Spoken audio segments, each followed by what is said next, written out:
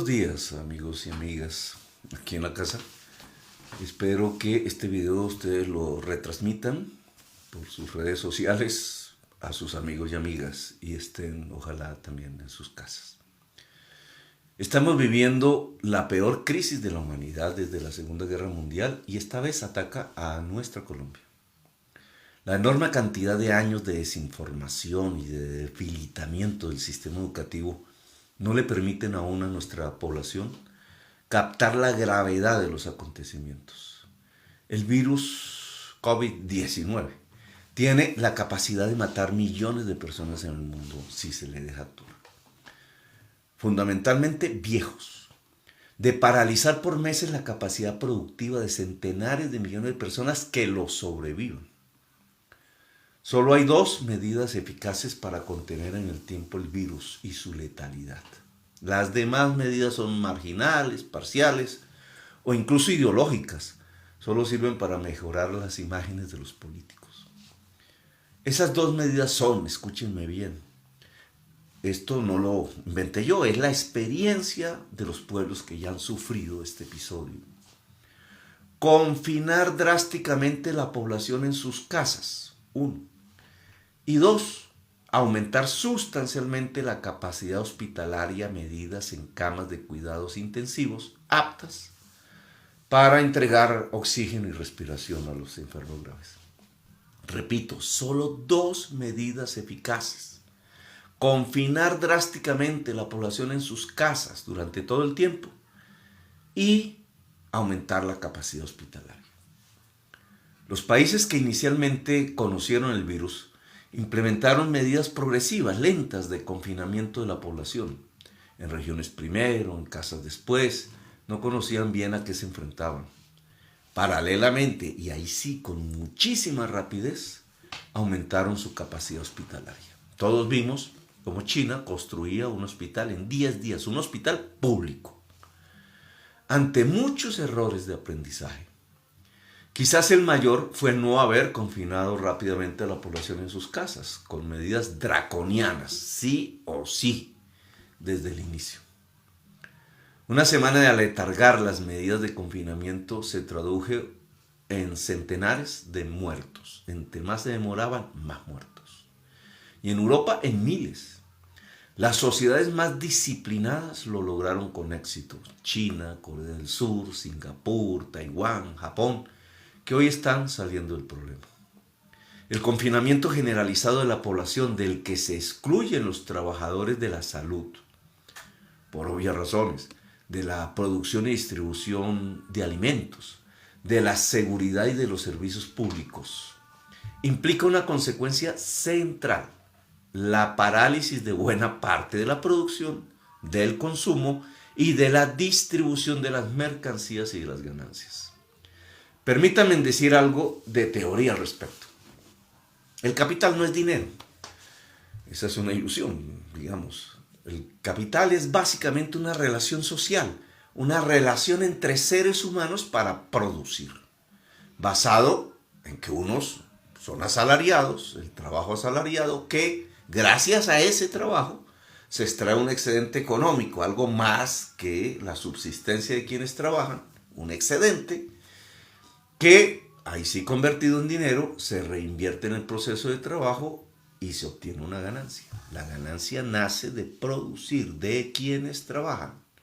Esa manera de producir se llama capitalismo. No está con el origen de la humanidad, nació hace unos siglos, en el siglo XV más o menos, y hoy es lo que hay en todo el mundo. La producción debe ser vendida, porque si no, no se vuelve dinero. Y luego ese dinero se distribuye en forma de pagos a trabajadores, los salarios, a los que han dado préstamos, los banqueros, a los comerciantes que venden los productos, en comisiones, a los dueños de los locales y tierras, arriendos, los impuestos, etc. Todo nace del excedente en la producción. Sin producción no hay riqueza en el capitalismo. La lógica del capital es producir más, vender más, primero en lo local, después en todo rincón del mundo, para ganar más. Si no se produce más, no se gana más. Y si no se vende más, no se gana más. Se acumula cada vez más capital, crece cada vez más la producción, más ventas, más pagos y más ganancias en un ciclo ascendente como un huracán y cada vez más rápido que llega hasta los sentimientos de nuestro corazón, que los van volviendo mercancías y hasta los rincones más recónditos del mundo. Cuando se detiene una de esas fases, se vuelve más lento, el dinero se detiene, la producción se detiene, el trabajador va despedido a la calle, sin salario no puede comprar, se queda los productos en las bodegas. Esas son las crisis. Son como huracanes que se apagan. Y algo fundamental, cuando las crisis estallan, las ganancias, por tanto, se desploman. Cuando China, responsable de buena parte de la producción mundial, decidió parar esa producción para salvar la vida de la población,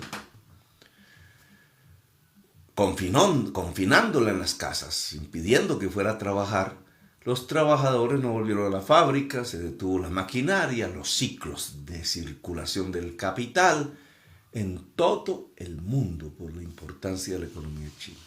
Se desplomaron las ganancias, se desvalorizaron los activos, que es lo que ustedes ven en la caída de las bolsas, ahí en los noticieros. Es la primera vez en la historia, desde que apareció el capitalismo en el mundo, que un Estado decide paralizar el capital en todo el mundo para salvar la vida. Es una decisión indudablemente histórica, pero trae hoy un debate intenso, profundo, un terremoto político en todos los gobiernos del mundo. Para salvar la población hay que confinarla en sus casas con medidas draconianas y eso implica paralizar el capital y derrumbar las ganancias. Europa dudó en tomar esas medidas y le ha costado miles y quizás le cueste decenas de miles de muertos. Los gobernantes, contrario a los chinos comunistas, nunca habían estado en contra del capital.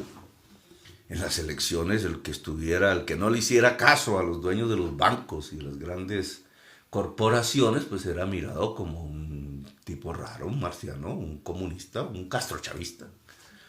Se entendía como buen gobierno hacerle caso siempre a los dueños de la deuda y del capital. Aún ustedes oyen que si eso no es así, es populismo. En América Latina y en Colombia, ni siquiera han dudado como los europeos, que al final tomaron las medidas que había que tomar, pero perdieron el tiempo. En América Latina y en Colombia se ha escogido el camino de defender el capital antes de la vida. Siguiendo a Trump, dijeron que el virus era una gripa, como afirmó la alcaldesa Claudia López mientras ordenaba al mismo tiempo la demolición y la privatización del Hospital San Juan de Dios, el hospital más importante de la historia de Colombia y el primero de América. Han buscado como dé lugar la gradualidad tímida de las medidas, contrariando la experiencia en China, y han apostado a salvar primero las ganancias. La gradualidad, cierres temporales, no permitir conglomeraciones de más de 500 personas, pero sí 400. Usar la bicicleta, los toques de queda nocturnos, nunca los diurnos. Los cierres de frontera cuando ya no es necesario. Cierres de frontera contra pueblos no deseables donde no está el virus. Permite tener gobiernos que ganan indudablemente imagen en el corto plazo, porque se muestran sensatos, poco a poco, pero eso no sirve.